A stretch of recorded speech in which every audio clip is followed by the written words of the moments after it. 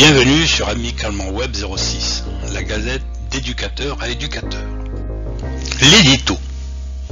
Depuis bientôt un an, le Covid-19 bouleverse notre quotidien et nous oblige à réinventer nos vies et nos rapports sociaux. Cette pandémie qui bouleverse notre planète depuis plus d'un an distend nos relations. Nous tentons bien de résister en utilisant des substituts, des moyens de communication indirects, téléphone, visio, internet, mais la distance entre nous est bien là.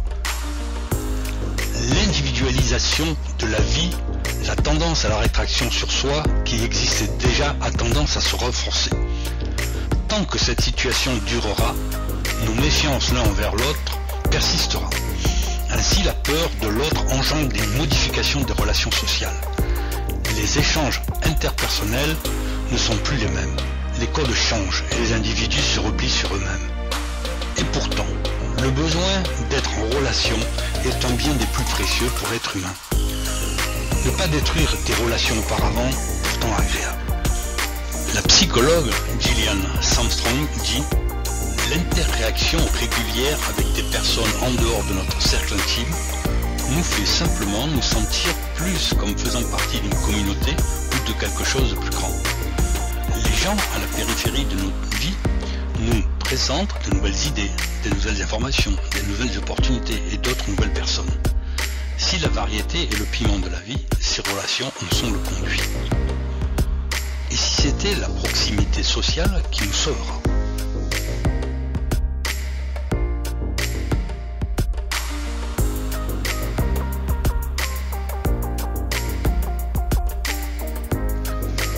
Comment appliquer un pressing efficace ? Cette action tactique collective par excellence, le pressing, est utilisée par les plus grands clubs du monde. Dans cet article, nous allons voir qu'est-ce qu'un bon pressing et pourquoi et quand l'utiliser. Dans la deuxième partie, nous verrons concrètement comment effectuer dans différents systèmes de jeu. Terminez votre jus d'orange et prenez le temps de parcourir cette activité. Avant toute chose, commençons par définir qu'est-ce qu'un bon pressing par Reynald Delambres.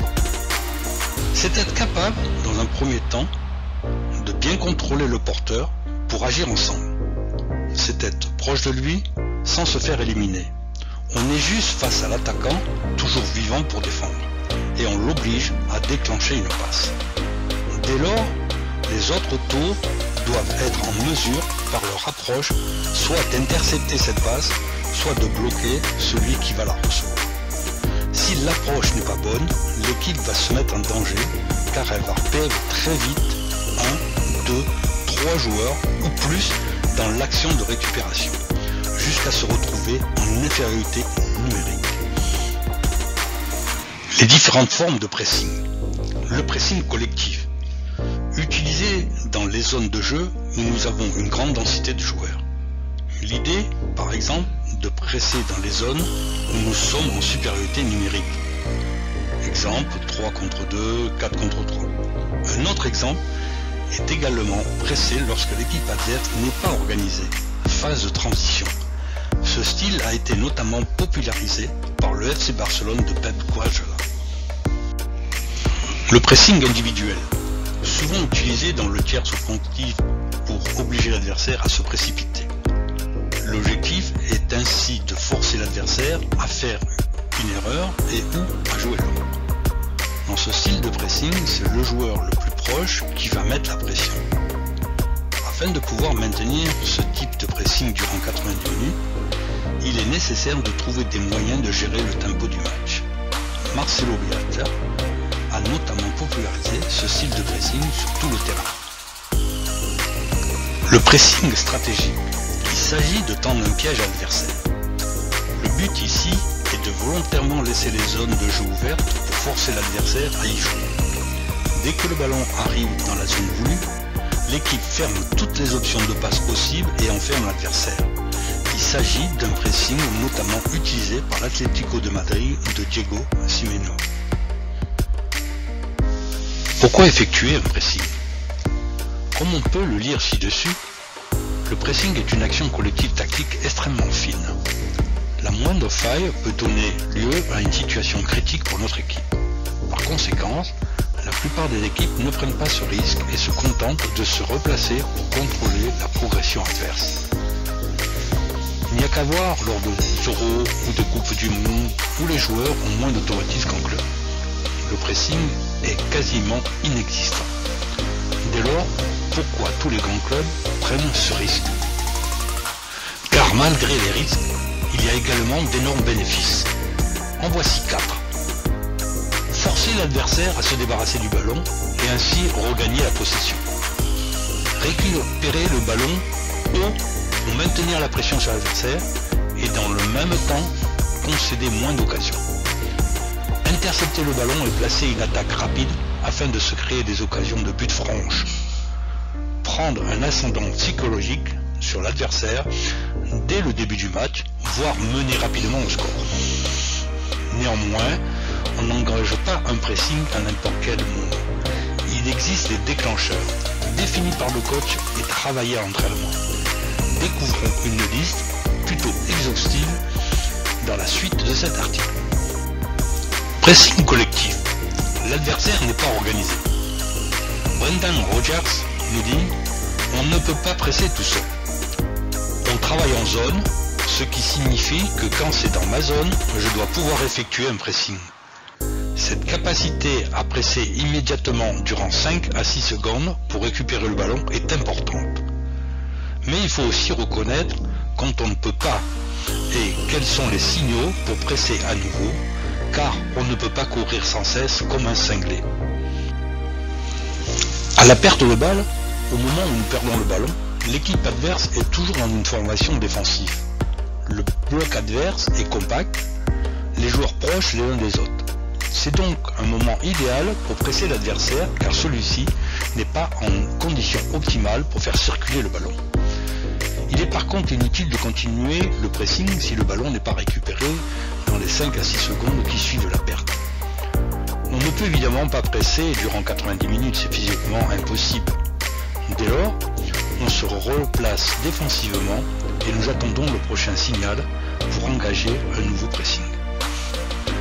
Supériorité numérique.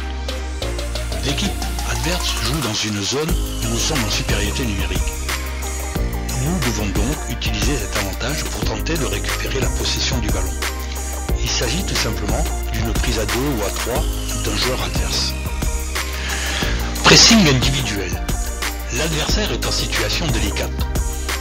Le pressing est essentiellement une affaire collective et organisée.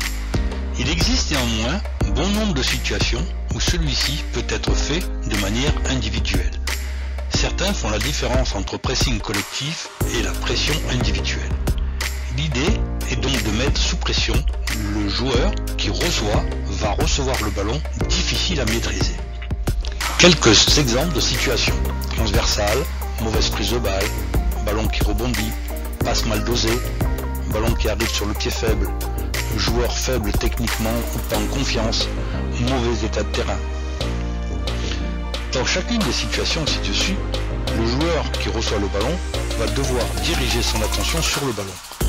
Dès lors, il perd la notion de ce qui se passe autour de lui, ce qui permet de le surprendre en le pressant.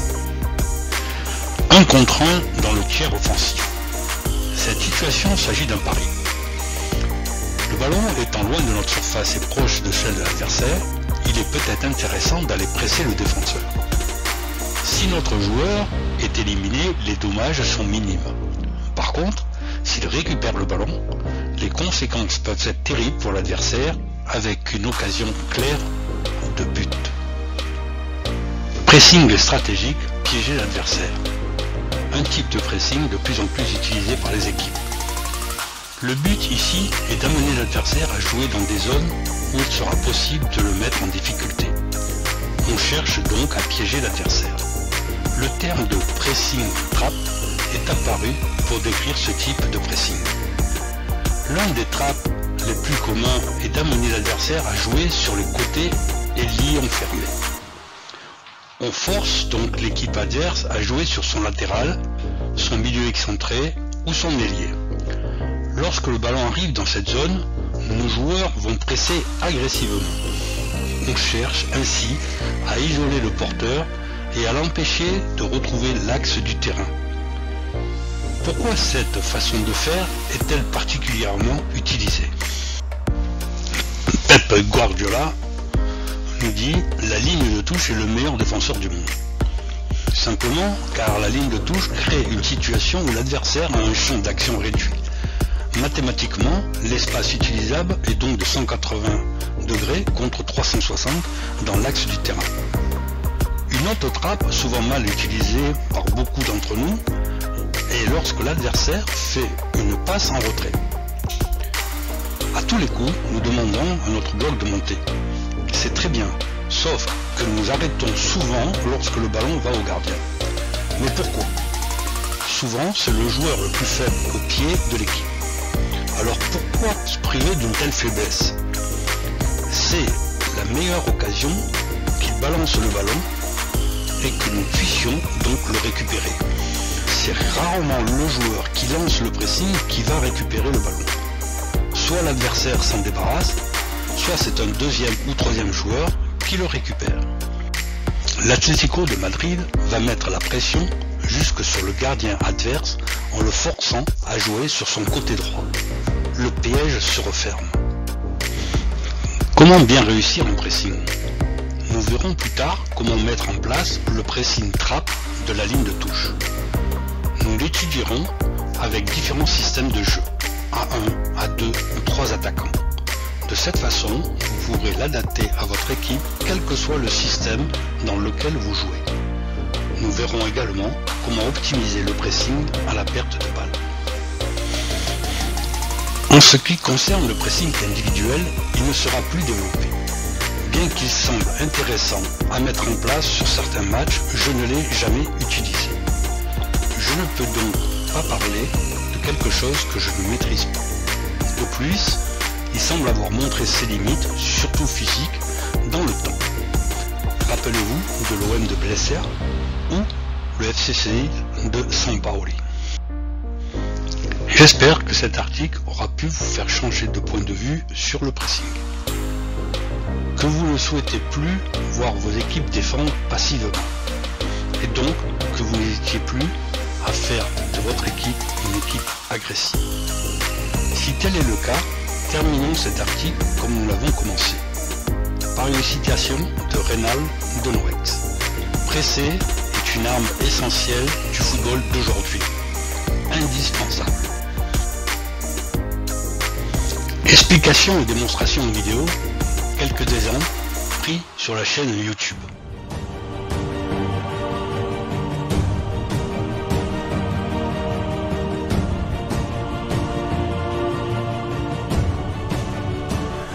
Bonjour à tous et bienvenue sur la chaîne YouTube Football Avant-Garde. Alors, cette vidéo, nous allons parler du pressing actif. Alors, tout savoir sur le pressing actif. Premièrement, j'aimerais que nous discutions de quand on le met en place. Alors, a priori, on peut le faire tout le match. Il y a des équipes dans le monde qui font un pressing actif tout le match. Alors, peut-être pas contre tous les adversaires, mais ils sont capables de le faire pendant 95 minutes. Alors, dans l'idéal, on peut choisir de mettre en place le pressing actif dans des phases, dans des séquences, périodiquement, ponctuellement. Ça, c'est pas un problème. Physiquement, bien évidemment, si on fait ça tout le match, ça va être énormément contraignant. Donc là, je vous mets en même temps que je vous parle quelques exemples d'équipes qui font le pressing actif. Donc le ballon est en jeu, on presse non-stop sur tout le terrain jusqu'à ce qu'on récupère le ballon ou bien qu'on induise notre adversaire à l'erreur. Alors sur le principe du pressing actif, c'est quand on met la pression sur l'adversaire, on va bloquer toutes les possibilités de progression verticale, diagonale et horizontale. En règle générale, on va lui permettre de jouer vers l'arrière et continuer à presser. Il y a seulement certaines situations quand par exemple l'adversaire joue à l'intérieur du jeu où on va complètement fermer toutes les solutions. Mais en règle générale, ce qu'on recherche, c'est soit que l'adversaire recule, soit que l'adversaire perde le ballon par une erreur technique, soit d'intercepter le ballon. Alors des fois aussi sur la passe, on arrive à anticiper et prendre le ballon aussi. Hein. Ça vous avez dans l'exemple, je pense, de l'Ajax d'Amsterdam. Je vous invite, si vous n'avez pas vu les autres vidéos, à cliquer sur le lien qui apparaît là et d'aller voir la vidéo numéro 2 et la vidéo numéro 3. Quand est-ce qu'on ne fait pas le pressing actif? Alors là, il y a pour moi 3 exemples. Le premier exemple, c'est quand le premier presseur est trop loin du porteur du ballon. Pourquoi? Parce que s'il sort sur le porteur du ballon, il a largement le temps de faire la passe et à ce moment-là, on peut être en difficulté. Donc quand on est trop loin du porteur du ballon.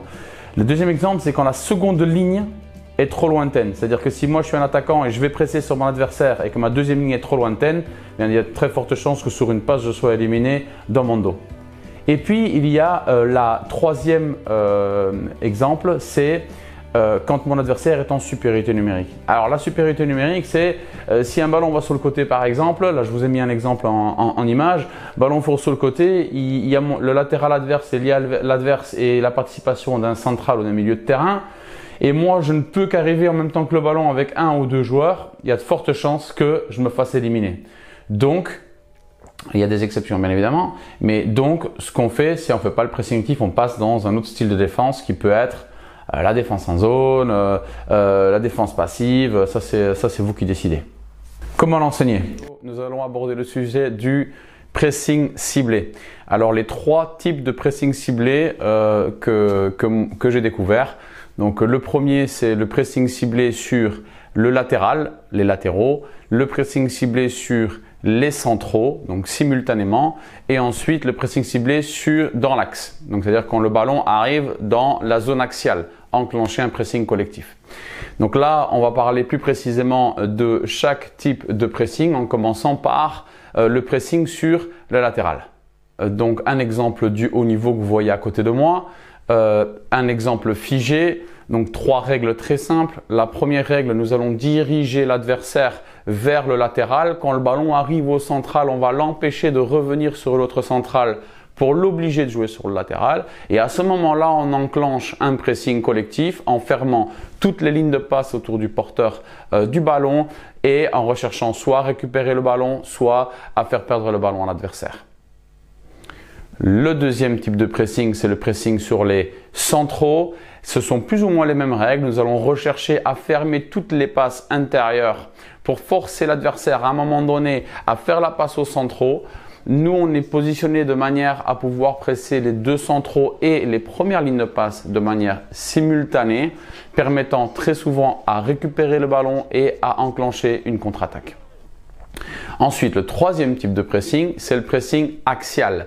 Le pressing ciblé axial, ce que j'entends par ça, c'est une fois que le ballon arrive à l'intérieur du jeu, c'est-à-dire qu'on laisse jouer, on ne met pas une pression sur les latéraux, sur les centraux. C'est juste à un moment donné, le ballon va être donné par un de ses joueurs à l'intérieur du jeu, donc entre la première ligne, c'est-à-dire la ligne défensive et la ligne du milieu, ou bien la ligne du milieu et la ligne d'attaque. Quand le ballon arrive là, à ce moment-là, on enclenche un pressing collectif intense pour récupérer le ballon.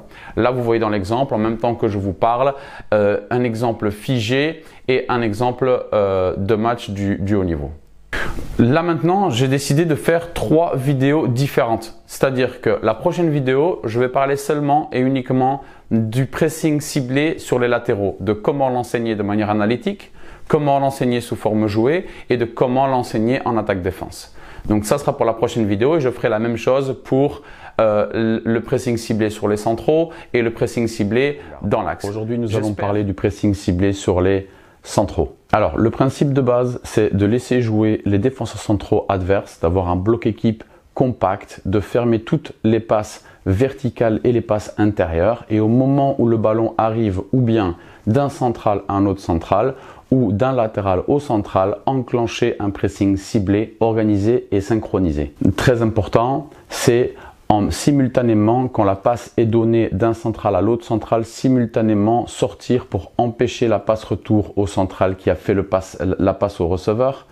C'est fermer la passe intérieure avec le milieu de terrain et aussi, selon où se situe le ballon, fermer la passe latérale vers le défenseur latéral adverse. Attention, quand on a le bloc équipe compact et que l'adversaire est en train de jouer, vu qu'on se situe un tout petit peu loin du porteur du ballon, le danger c'est de prendre un ballon dans le dos. Donc, les défenseurs centraux doivent analyser le langage corporel du porteur du ballon pour anticiper une éventuelle situation de jeu long. Comment l'enseigner? Première méthode, l'analytique. On va représenter 11 joueurs ou 10 joueurs du bloc équipe adverse par des mannequins ou des piquets et on va positionner son bloc équipe. L'idée, c'est de simuler une passe et de faire sortir son bloc équipe. On va donner notre attention à nouveau sur le moment auquel on va sortir pressé. Donc, c'est à partir du moment où on a ciblé que le central va faire la passe à l'autre central et que nous sommes bien positionnés. Une fois que cette passe est donnée, on ferme les deux défenseurs centraux de manière simultanée, on ferme la solution axiale et on se prépare à défendre sur le défenseur latéral. Alors la forme jouée, je vous ai mis un exemple d'une forme jouée. Donc là, il y a un 8 contre 8 avec 4 jokers, 2 jokers de chaque côté d'un grand rectangle avec 4 petits buts, 2 petits buts de chaque côté. L'idée, c'est d'exiger que l'équipe qui défende en 3-3-2. Si vous avez moins de 2 joueurs, vous pourriez le faire en 3-2 par exemple. L'idée, c'est que les joueurs qui attaquent doivent conserver le ballon dans la verticalité, donc il y a un double sens. Et ensuite, l'équipe qui défend, elle, défend en 3-3-2 et quand le jeu, si l'adversaire réussit à renverser le jeu, il doit se réorganiser en mettant les joueurs les plus proches aux positions qui manquent. Donc, l'équipe qui défend en 3-3-2, qu'est-ce qu'elle va faire? Elle va se regrouper de manière à fermer toutes les passes verticales, les passes de progression, les passes intérieures, diriger le jeu vers soit le latéral, soit les centraux et dès que le ballon va soit du latéral au central, soit d'un milieu au central, enclencher le pressing ciblé en pressant avec cette ligne de 2 les deux défenseurs centraux simultanément et fermer à nouveau les lignes de passe latérales et verticales. Maintenant l'attaque défense. Alors même principe, on fait un 11 contre 11 sur un terrain réduit. Donc là, je vous ai mis l'exemple des 16,50 m au 16,50 m. On recherche de nouveau à travailler les 3 critères. Je recommande que chaque entraîneur prenne soit une équipe, soit l'attaque, soit la défense. Les 3 critères sont 1. Bloc équipe compact, 2. Les lignes de passe verticales et 3. Fermer les lignes de passe intérieures. Une fois que les critères sont ciblés, motivez que la synchronicité des courses de tout le bloc équipe soit faite de manière à pouvoir récupérer le ballon. Voilà, c'était le pressing ciblé sur les centraux.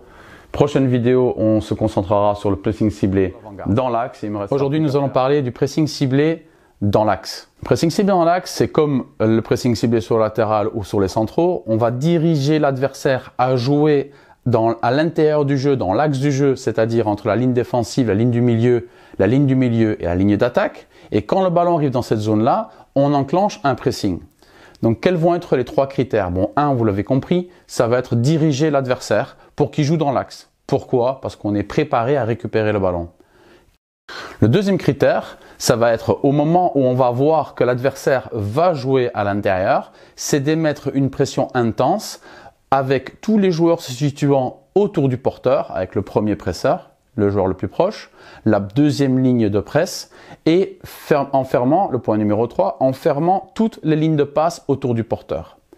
Quel est le danger? Attention s'il joue sur une touche. Donc la ligne défensive doit être prête à reculer en cas de jeu sur une touche dans la profondeur et avancer en cas de jeu sur une touche vers l'arrière pour garder le bloc équipe compact. Comment l'enseigner? Alors comme d'habitude, la première méthode c'est l'analytique. L'analytique pourquoi? Parce que ça permet de donner des références aux joueurs sans opposition. Il y a comme ça moins de critères de difficulté.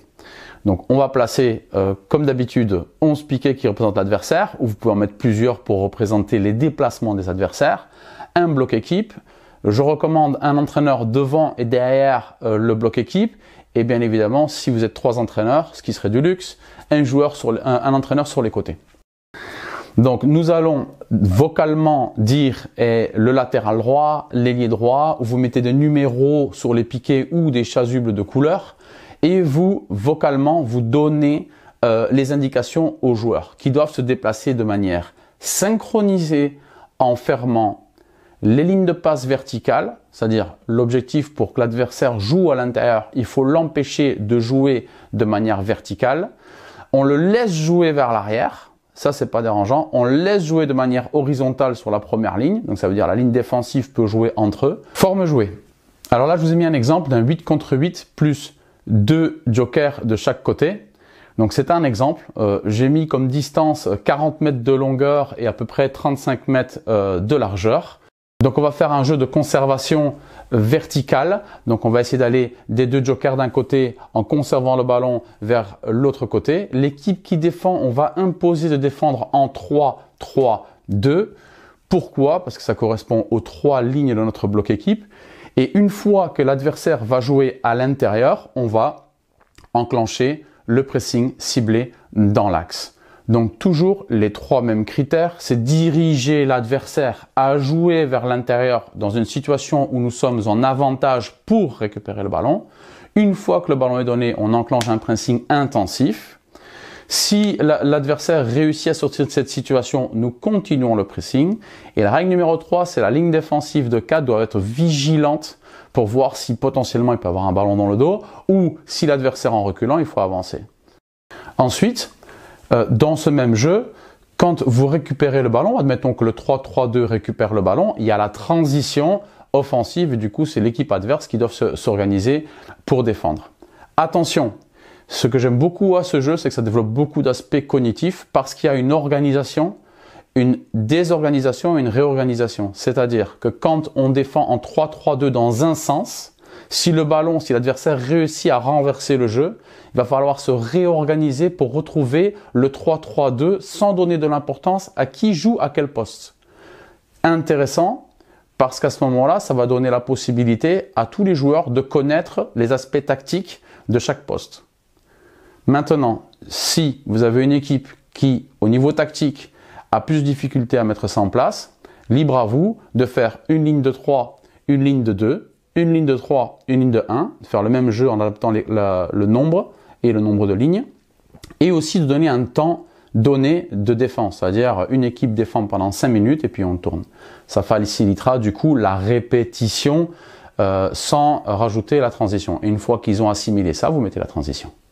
Et puis on termine par l'attaque-défense. Égalité numérique idéalement, ou bien une supériorité numérique de 1, mais ce n'est pas l'idéal. Idéalement, c'est l'égalité numérique. Vous mettez une opposition. Là, je vous ai mis un exemple d'un but à but des 16,50 m au 16,50 m en 11 contre 11. Et qu'est-ce qu'on va rechercher? Bien évidemment, c'est de retrouver l'organisation collective, donc la synchronicité des déplacements entre ma ligne défensive, milieu et attaque. On va coulisser, on va diriger l'adversaire à jouer à l'intérieur en fermant les lignes de passe verticales et en laissant jouer de manière horizontale vers l'arrière, bien évidemment, donc soit ligne défensive. Et une fois qu'il joue à l'intérieur et que c'est favorable pour nous, on presse, on enclenche le premier presseur, presse sur le receveur, la deuxième ligne de presse ferme toutes les lignes de passe et la vigilance sur la ligne défensive. Voilà, c'était le pressing ciblé dans l'axe. Il ne me reste plus qu'une vidéo à faire sur le pressing, qui est le pressing à la perte de balle. Et c'est un sacré sujet. Donc je vous remercie beaucoup pour votre fidélité. Je vous souhaite à tous une excellente journée ou soirée selon où vous êtes. Merci de vous abonner à la chaîne et de liker et laissez-moi des commentaires. Je vous remercie beaucoup. À très bientôt. Ciao.